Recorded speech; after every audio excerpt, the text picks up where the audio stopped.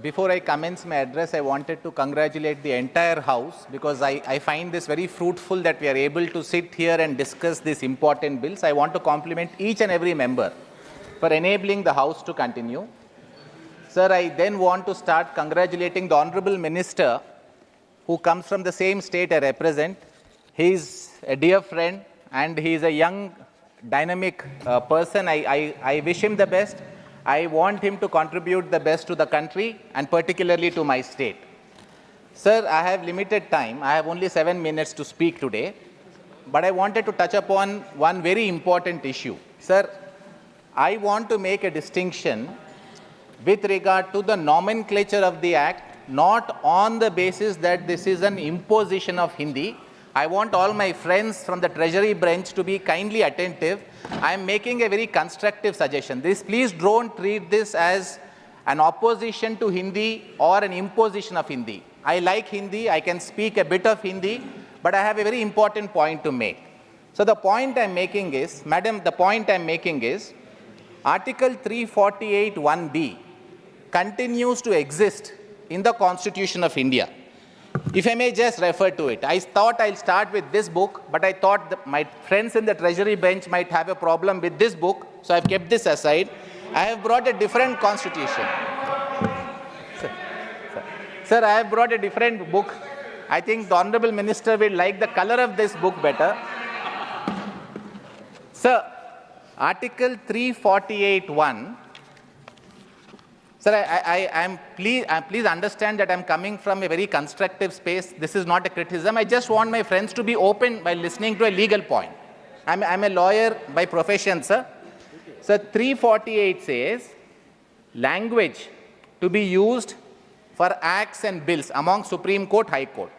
Sir, 348(1) says, notwithstanding anything in the foregoing provisions of this part of the Constitution, until Parliament by law otherwise provides. Now the B says, clause B says, the authoritative text of all bills to be introduced or amendments thereto to be moved in either house of the Parliament or in the house of either house of the legislature of a state.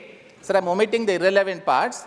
Last part says, shall be in English language. So this issue came up when we passed the criminal law bills. In fact, I had supported the criminal law bills. The only suggestion I had was the title is Bharatiya Nyaya Sanhita, Bharatiya Nagarik Suraksha Sanhita and Bharatiya Sakshya BSA. Sir. This is the problem I have.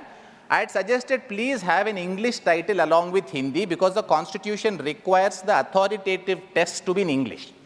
The government was advised, and this is the reason given to the House, sir. The government was advised, madam, I'm sorry. The reason given to the House was that we have obtained an opinion. The opinion says the authoritative text can be in English language. Title will not be part of the authoritative text. Therefore, title can be in Sanskrit or Hindi. Madam, I have verified thereafter. I have done a lot of research. Now, authoritative text has been understood both under the Constitution and subsequent laws made by this Parliament to mean not what is the title. Authoritative text means whatever is contained in the bill. An English bill will have everything in English. Constitution provides this can be translated in Hindi. It specifically provides that it shall be translated in Hindi. Article 394 capital A.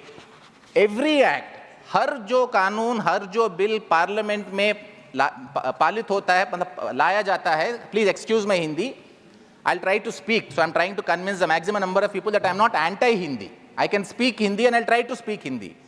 हर जो कानून parliament में, it is brought before the parliament, it needs to be translated in an authoritative text in Hindi.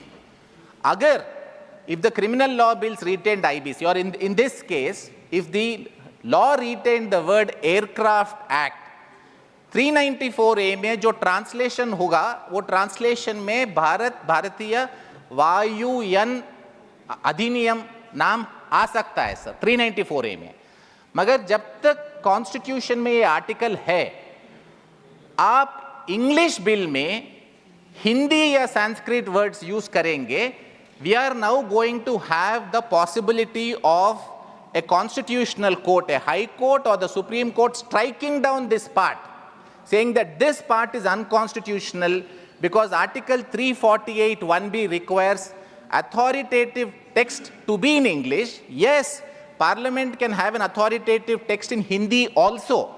Entirety of that authoritative text in Hindi, madam, can be in Hindi. From the title, every single word, every single syllable can be in Hindi.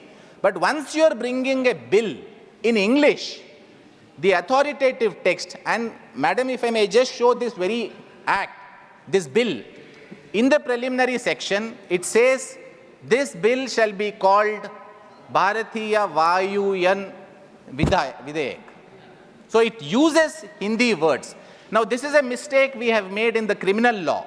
So the issue that I have is, now apart from these two articles that I have brought, originally it was contemplated in the Constitution that this will be an arrangement that will be made only for 15 years.